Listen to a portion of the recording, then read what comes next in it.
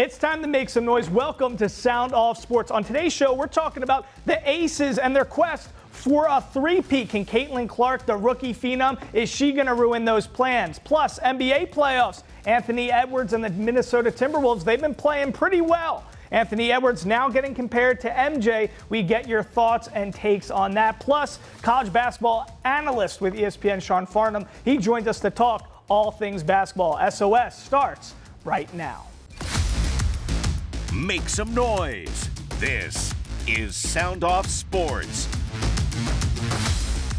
Hello and welcome to Sound Off Sports. I'm your host, Mike Davis. Thanks for joining us. I'm here with my man and producer, James Edward Barrickman IV. James, great to be with you guys. Today, we got a lot of basketball to break down. The first thing we're going to be talking about is the start of the WNBA season. Yes, the Las Vegas Aces, back-to-back champions. They just got that bling. They got that second ring now, but they're on a quest for a three-peat. The big question is number one overall draft pick and rookie phenom, is Caitlin Clark going to ruin those plans for the Aces? We asked you at home, what kind of an impact is she going to make on the Aces' quest for a three-peat? Let's hear what the people had to say at home, James. First of all, until Caitlin Clark does something, there's no way she even compares to the Aces right now. The Aces will three-peat this year. Yeah, I like the confidence right there. Listen, a three-peat is likely, actually, which is crazy to say. The biggest, roadblock for this team is really going to be the other powerhouse team in the New York Liberty. So that's the team, that's the franchise that's going to make a big roadblock, potential obstacle for the Aces team. It's not going to be Caitlin Clark coming in her rookie season and, as she's getting her feet wet on an organization that's one of the worst teams in the league. So I think they'll be decent. She's going to make them a lot better, but they're not going to be impacting the Aces' road to a three-peat. James, what else do we have to hear from people at home? So this is Jay Neidert on Facebook. He says, Clark can't even win a national championship. What makes you think she can win a WNBA championship in her rookie year? Okay, but the Caitlin Clark effect is strong, and she has accomplished a lot. Number one overall pick, highest scorer in, leading scorer in college basketball history when it comes to men's and women's. Her first game in the WNBA, it wasn't what people exactly wanted to see. Yes, she scored a team-high 20 points for the Indiana Fever, but she also led the team with 10 turnovers, which is the most in a career debut in WNBA history. So she's got a little bit of, a jump to make. And people always say, from college to the pros, there is a little bit of a learning curve. But I like that she was playing aggressive and trying to do something rather than kind of leaning back. She was leaning in. What do you think about that, James? No, she's not going to walk right in-to the league and automatically make the Fever a contender. She's good. She's not that good, right? She needs some help. Aaliyah Boston's a stud, but they need more than that. She's not going to, really give the Aces or the Liberty a run for their money quite yet. They need an offseason or two to get that roster. And that's fair because, MJ didn't make the Bulls a contender right off the bat. It took him like 6 years. LeBron, same thing. So, it's going to take some time, but she's going to be one of the bona fide greatest players in the WNBA in a very short amount of time, but she's not going to give the Aces a run for the money right off the bat. Let's hear what other people at home had to say. John Langley on Facebook, he says, this is getting a little insane. The girl has game. She'll be a top player in a few years, but one player will never make a team great. She's on the worst team in the league. Please stop trying to get people all in a frenzy. The frenzy, the reason for the frenzy is because of how captivated this country and the sports world is by the sports figure of Caitlin Clark. This is what she's done just in her debut game. We saw games are now being streamed on Disney+. We saw team flights are now being chartered. We see yesterday the Suns' home opener, it was a sellout, the first since their inaugural game in 2003. They handed out 170 media credentials. So the Caitlin Clark effect is real. It's big for the sport. Maybe not everything that happens on the hardwood is the only multiplier here. There's a lot of things off the floor, off the hardwood, that are going to be a big deal for the sport in general, and that's the reason for the frenzy. It's not just because she's going to come in and they're going to win a WNBA title right off the bat. It's because of all the other stuff that comes with it, James. Yeah, again, she's great, right? She's the biggest star the women's game has ever seen, and we were talking about this yesterday. Outside of like LeBron and Patrick Mahomes, who's a bigger star in American sports right now than Caitlin Clark? I am hard-pressed to find anybody else. Yeah, I mean, we were talking about this in the back office, and for you at home, think about it. Who really is a bigger bona fide superstar celebrity when it comes to the sports world? You can maybe say Travis Kelce with everything going on with, his girlfriend and Taylor Swift. But at the end of the day, I don't think there's even a single member, like you were saying, in the MLB, a single athlete who is bigger than Caitlin Clark. We see all the commercials. Every time you go on a sports website, there's constantly billboards and ads, everything about Caitlin Clark. So she's one of the biggest sports figures, and it's going to be a great thing for the WNBA in general. Let's hear one more voicemail that we got from somebody at home. This is Holly, and the only way Caitlin Clark's going to affect the Aces bid for a three-peat is it's just going to be a little more challenge, but we're just going to show her welcome to WNBA. So this is my sound off.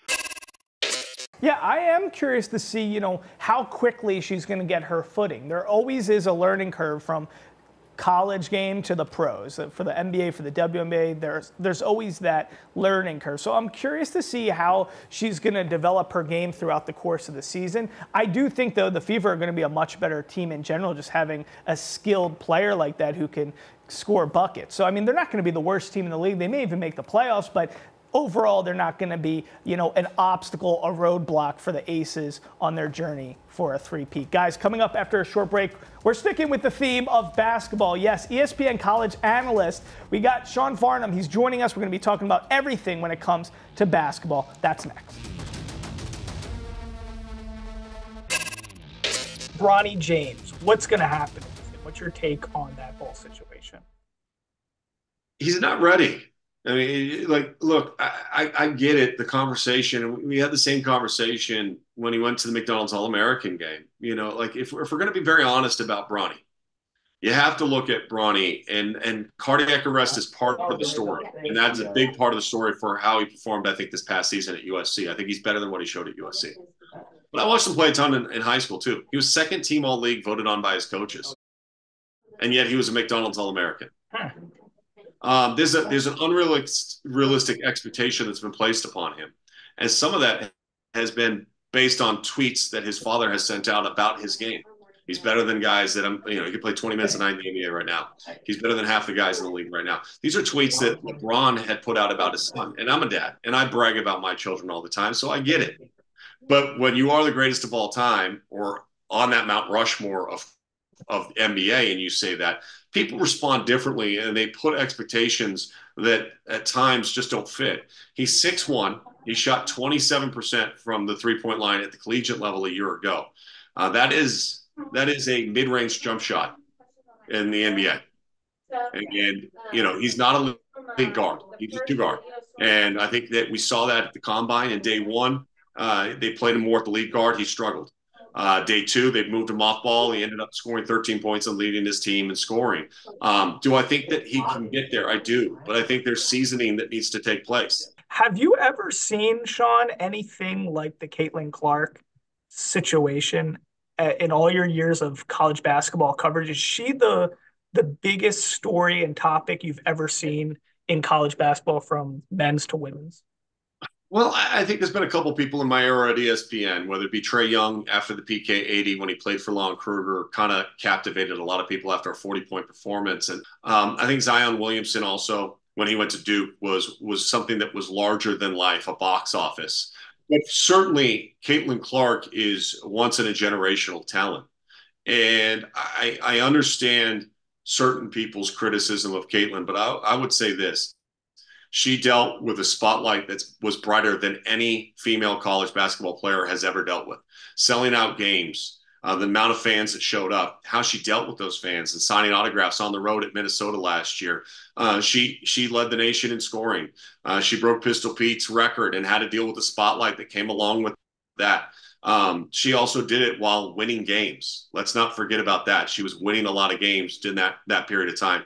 And as much as she had the assists, she also had turnover issues. So it's not a surprise when you make that jump to the WNBA that you have her debut and she has 10 turnovers. I think it's a high number.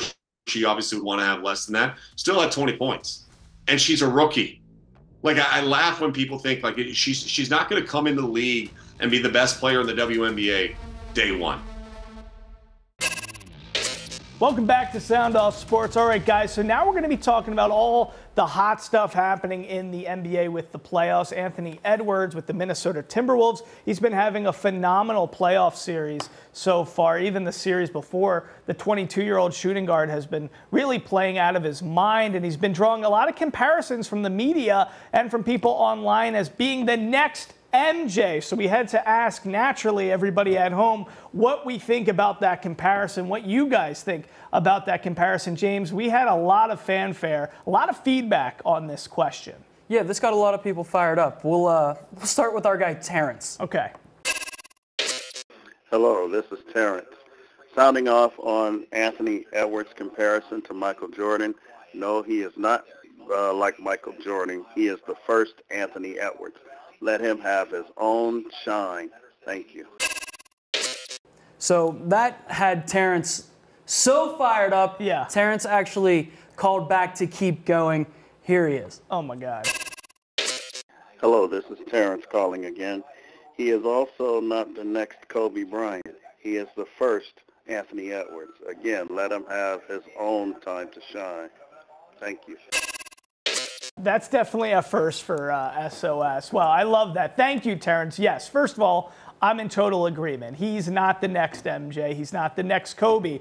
Like Terrence said, let him have his own time to shine. I think the comparisons are coming from the fact that he's so young, he's so electrifying, he's a high flyer, he can score, he can create his own shot. He's got that make and mold of that two guard that we've seen from those two guys. So that's where the comparisons are really coming from. I mean, you know, he was averaging 33.3 points per game in the first 4 games of this series against the Nuggets. So yeah, that is really where the comparisons are coming from. But let's hear what other people had to say.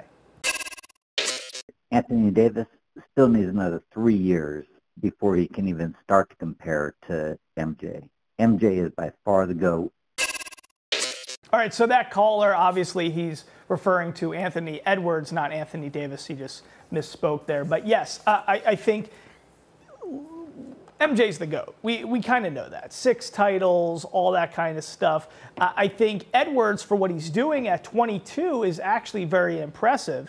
MJ, it took him a lot of years to get that Bulls team past some of those, you know, Detroit Pistons teams and other organizations to finally get to that first title. So, you know, Anthony Edwards is on the right track. And the funny thing is, you know, Anthony Edwards, he's not even, you know, he's trying to calm down the media and from people drawing those comparisons. He's like, listen, I'm not MJ. He keeps brushing that off. He says that Jokic, he's constantly saying he's the best player in the NBA, which is obviously evident after what we're witnessing in the playoffs right now. But James, where are you at on these comparisons to MJ and Kobe?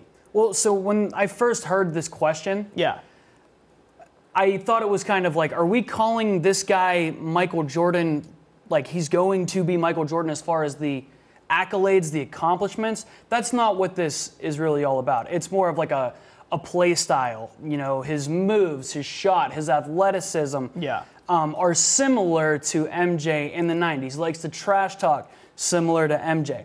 There will never be another MJ. That's not happening. It's like Tom Brady in football. We're never going to see another Brady either.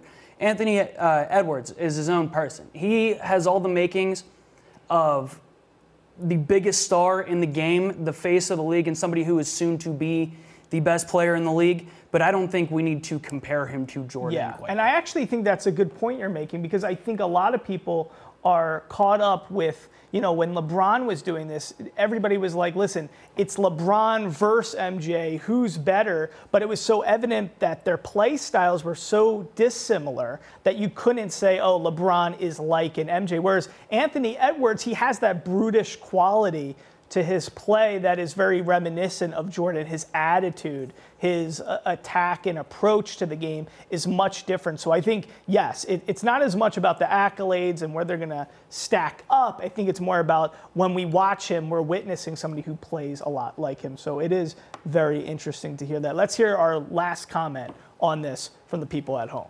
So this is K. Philip Neer on Facebook.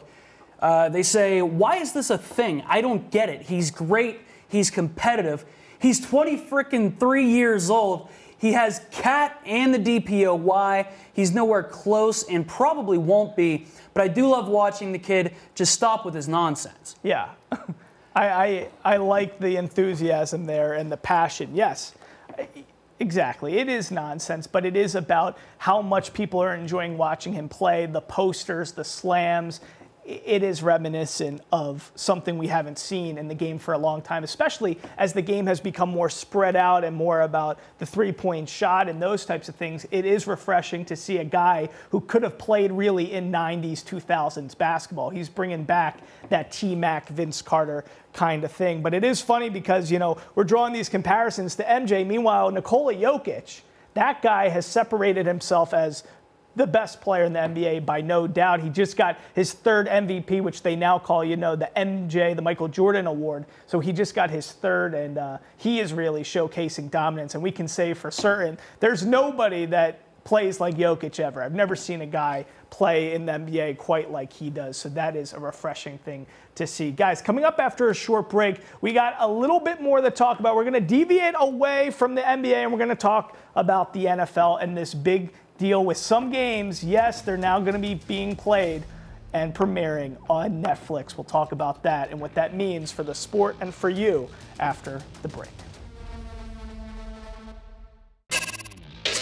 Welcome back to Sound Off Sports. It's time for Sink or Swim. Well, we have big news. Yes, the NFL and Netflix are officially in bed together. The streaming service that has been trying to get on that path of introducing more and more sports on their platform, they finally got the biggest get of all. They caught the big fish of a live NFL games, 2 games to be exact, on Christmas Day. And this isn't, one of those Carolina Panthers versus the Jacksonville Jaguars types of games. No, this is the Chiefs versus the Steelers and the Ravens versus the Texans, a playoff matchup that caused a big commotion last year. But this is a big deal for the NFL. They've done a lot of stuff from the Netflix Slam, the Netflix Cup, a lot of those documentary series we've been talking about, like quarterback. Now they got wide receiver, the F1 show, Mike Tyson versus Jake Paul fight. So Netflix is in the business of sports, and they got their biggest get yet. James, 2 games on Christmas Day. You're our Steelers fan, our resident Steelers fan.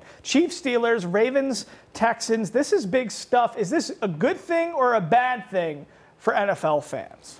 I mean, it's good for the NFL and Netflix and their wallet. It's going to make money because nobody's going to miss an NFL game, period. Me and you, if we didn't have Netflix, we'd go get it. Anybody who's a big-time NFL fan, they're going to go get Netflix to do anything they can to watch this game. I just feel for guys like, the older folks, right? The people who might not be so inclined with the streaming services like Netflix, and they might not have, I think of my father, right? And I'll be there to be like, hey, Pops, remember tomorrow, the Steelers game's on Netflix. You got to get that ready to go. And he'll be ready to go come game day. But not every person in their mid-60s has somebody to remind them of that. And so they're going to be really caught off guard when their game's not on their local Fox or CBS channel. And so those are the kind of people that I feel bad for. And it's starting to get slightly ridiculous, I guess, if you're hearing a lot of the criticism from people, because let's look at this. I mean, now you got to have Amazon Prime. You got to have Peacock. You got to have Netflix. You got to have NFL Network. I mean, there's all these different exclusive streaming sites and services where games are starting to be shown, and you can't just rely on your big 4 networks anymore. So it's kind of interesting to see all this stuff happening, but I think this is a good thing overall. We've seen the way that Netflix puts out content, from the Tom Brady roast to Full Swing and Point Break and all their great stuff they've done in terms of sports coverage, I think it's going to be a big showing. And I wouldn't be surprised if this is the best broadcast debut for a game that we've seen. I think they're going to blow out, an Amazon Prime in terms of their Thursday night football stuff. I think this is going to be high level. My biggest question is, who is going to be the people broadcasting these games for Netflix? That's what I'm going to be really curious to see. Do you have any inclination on who that could be, James? I could not tell you what that would look like. I'm just not sure what Netflix's partners look like as far as announcers and commentators, things of that nature. But I do think overall, this is all good because competition is good for the marketplace, and that's why we're seeing things like Fox throwing all that cash, throwing the bag at Tom Brady, because the networks are starting to say, listen, we need these games to be beyond what's going on the field. We need them to be entertaining off the field, and I think Netflix is going to do a good job with that. I wouldn't be surprised if there's even like a halftime performance, like a Christmas Day. Mariah Carey comes out and sings, all I want for Christmas is you. I could see that kind of stuff happening on a Netflix level budget. So I'm excited to see what happens. James, any last words though, as a Steelers fan? Chiefs, Steelers, Christmas Day, is that the gift you wanted from Santa? I don't want to have to play Patrick Mahomes in Kansas City on Christmas Day. I was hoping to enjoy the holiday season. And this is getting away from the whole Netflix thing, but if you take a look at the back half of the Steelers season, it's brutal. The NFL did them dirty, but that's neither here nor there. Listen, you got 2 quarterbacks. Every other organization's got 1.